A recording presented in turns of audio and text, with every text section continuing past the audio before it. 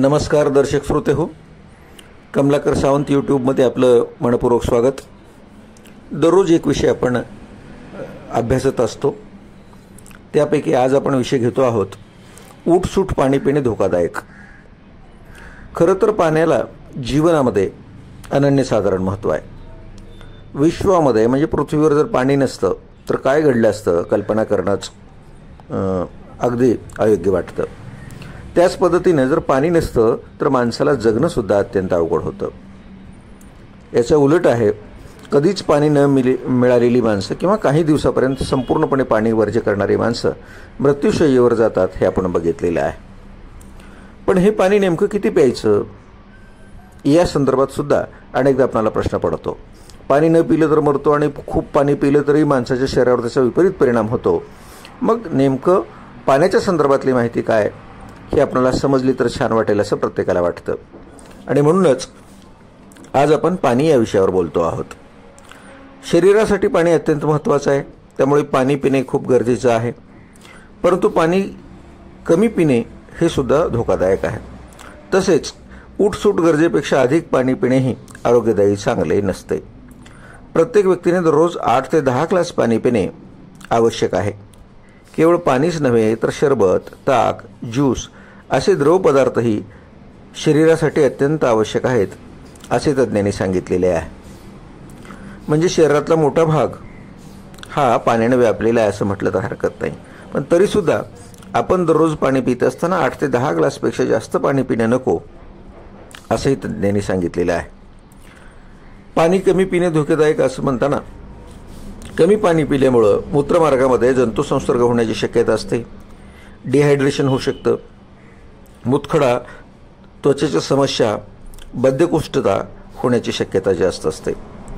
त्याच पद्धतीनं पाण्याचा अतिरेकही करू नये। बऱ्याच मंडळींना पाण्याची बाटली सोबत ठेवून उन्हाळ्यामध्ये फिरणं आणि सगळ्याच्या देखत तसं बाटलीनं पाणी पिणं थोडंसं वेगळेपणाचं वाटतं, परंतु आपल्याला तेवढ्या थंड पाण्याची आवश्यकता आहे का हे बघावं लागेल। दुसरी गोष्ट आहे, आपण एवढ्या वारंवार पाणी पितो तेवढ्या सगळ्याच पाण्याची शरीराला आवश्यकता आहे का, म्हणजेच पाण्याचा अतिरेकही करू नये। पाणी अति पिणेही योग्य नाही। प्रत्येकाने वय, वजन, सभोवतालच्या हवामानानुसार पाणी पिणे गरजेचे आहे।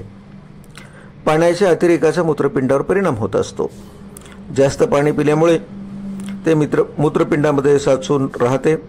जास्त पाण्यामुळे शरीरात ओव्हरहायड्रेशन होते, ते काही वेळानंतर पाणी शोषण्यास सक्षम राहत नाही। हृदय आणि किडनीचे आजार असणाऱ्यासाठी अति पाणी धोकादायक ठरू शकते। मग आता सरासरी कोणी आणि किती पाणी प्यावे हाही प्रश्न शिल्लक राहतो। त्याचं उत्तर आहे, वय, शारीरिक हालचाल, सभोवतालच्या तापमानानुसार कोण किती पाणी प्यावे हे वैद्यकीय दृष्ट्या निश्चित होते।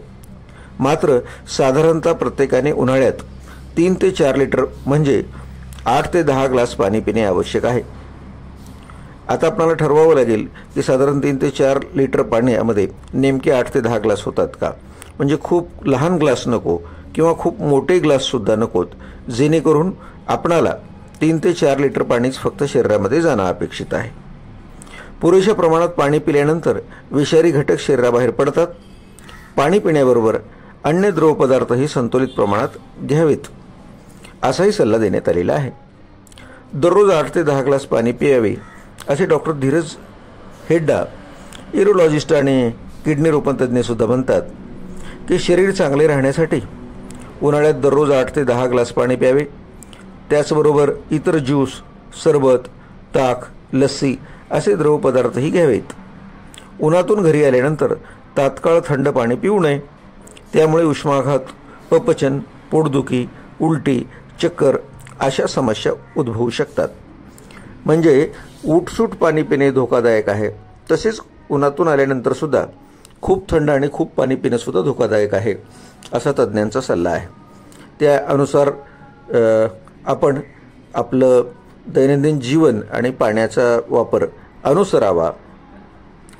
आजचा हा कमलाकर सावंत यूट्यूबचा भाग आपण ऐकलेला आहे।